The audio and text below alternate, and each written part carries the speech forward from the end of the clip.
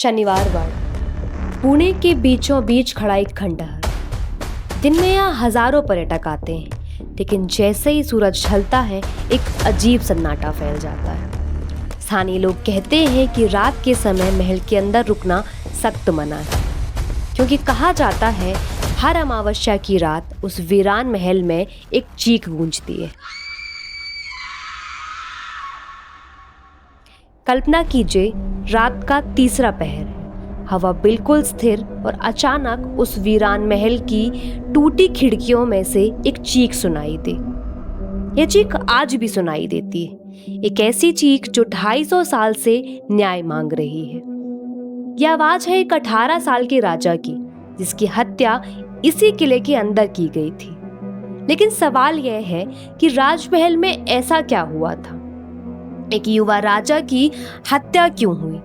किसने किया यह षड्यंत्र, और क्यों आज भी मासूम पेशवा की आत्मा मुक्ति के लिए भटक रही है?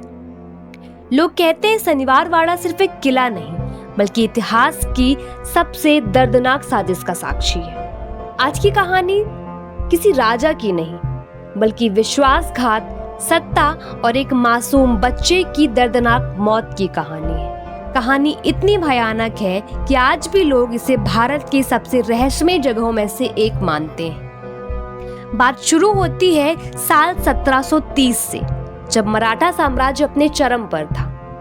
उस समय पेशवा थे बाजीराव, एक ऐसे योद्धा जिनके बारे में कहा जाता है कि उन्होंने अपनी पूरी जिंदगी में एक भी युद्ध नहीं हारा।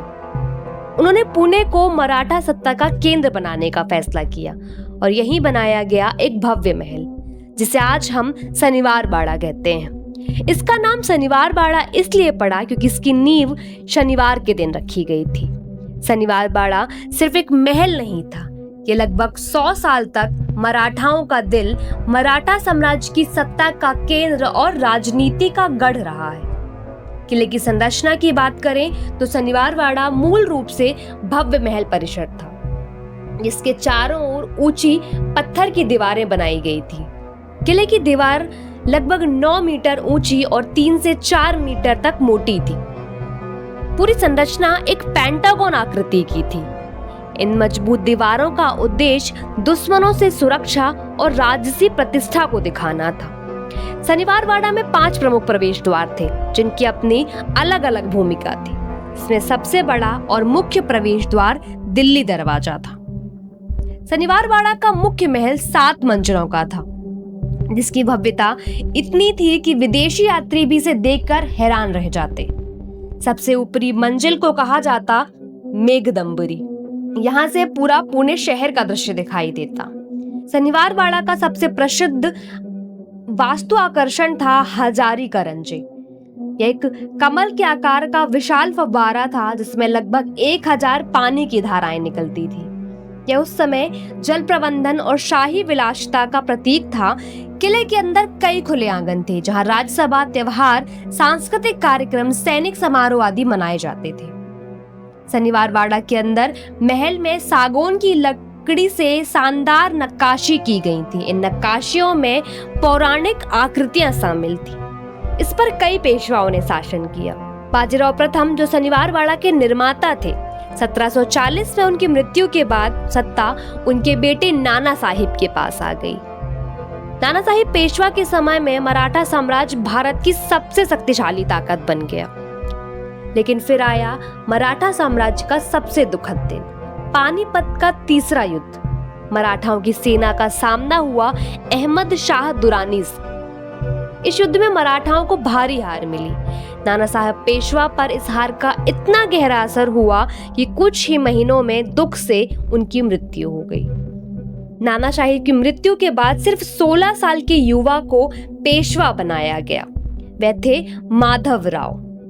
उन्होंने मराठा साम्राज्य को फिर से मजबूत किया।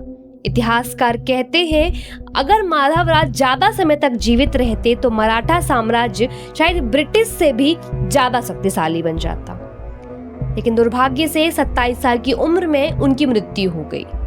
माधव राव के छोटे भाई तथा बालाजी बाजीराव और गोपिका बाई के पुत्र नारायण राव को पेशवा बनाया गया। जब माधवराव की मृत्यु हुई तब नारायण राव सिर्फ 17 साल के थे। इतनी कम उम्र में उन्हें मराठा साम्राज्य का पेशवा बना दिया गया और यहीं से शुरू हुआ शनिवार बाड़ा का सबसे खतरनाक अध्याय। शनिवार बाड़ा के इतिहास की सबसे दुखद और रहस्यमयी घटना 1773 में हुई। उस समय पेशवा नारायण राव बहुत युवा थे। वे दिल के साफ थे और थोड़े भावुक भी। उन्हें सत्ता के घिनौनी राजनीति का कोई ज्ञान नहीं था।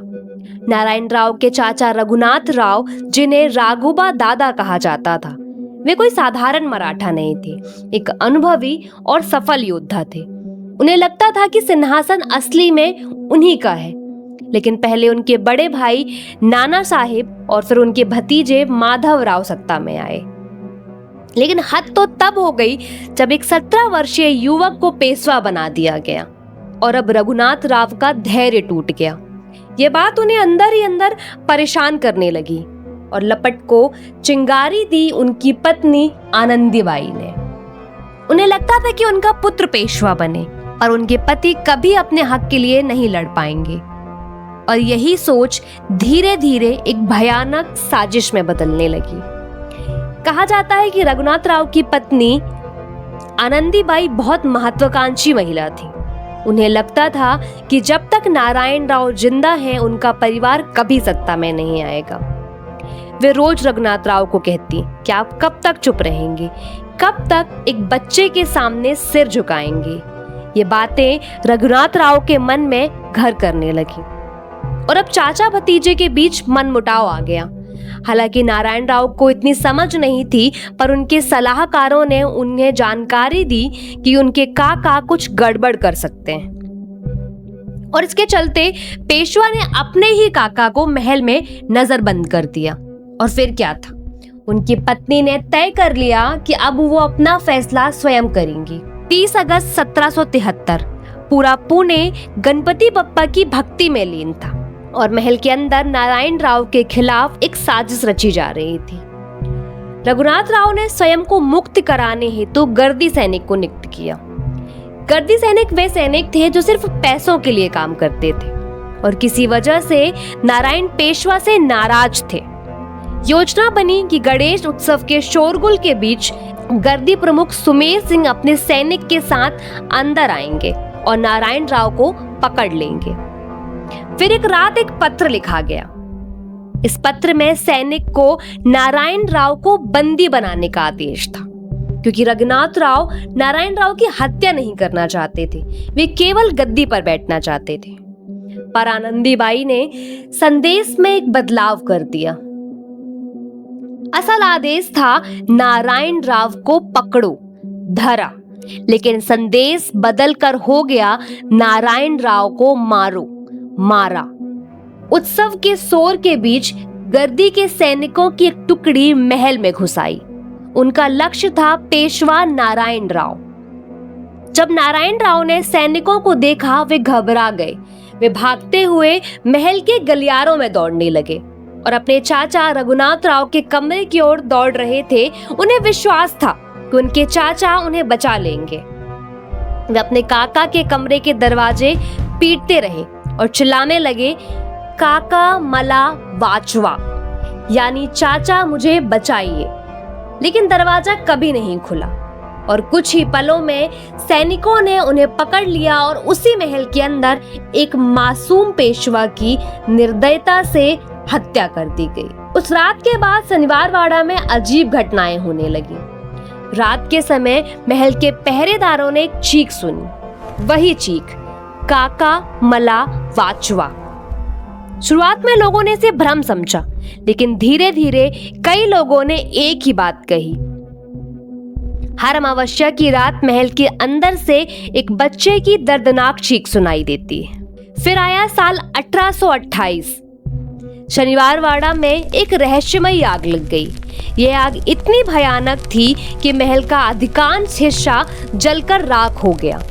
लेकिन अजीब बात यह थी कि आग लगने का कारण आज तक कोई नहीं जान पाया।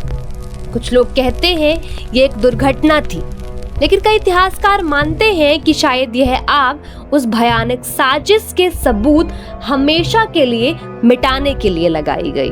आज पुणे के ऐतिहासिक किले शनिवार बाड़ा के बाहर सब कुछ शांत होता है, लेकिन जैसे ही चांद बादलों में छिपता है, कुछ लोग कहते हैं उस किले के अंदर से एक दर्दनाक आवाज गूंजती है। कई पहरेदार, कई पर्यटक और यहाँ तक कि कुछ इतिहासकार भी दावा करते हैं कि उन्होंने शनिवार बाड़ा में ऐसी घटनाएं देखी हैं जिन्हें समझ पाना लगभग असंभव है। कुछ कहते हैं यह सब सिर्फ लोक कथाएं, लेकिन सवाल आज भी वही है, इतने सारे लोग एक ही आवाज सुनने का दावा क्यों करते हैं? क्या यह सिर्फ कल्पना है या सच में शनिवार बाड़ा की दीवारों में एक अधूरी आत्मा कैद है?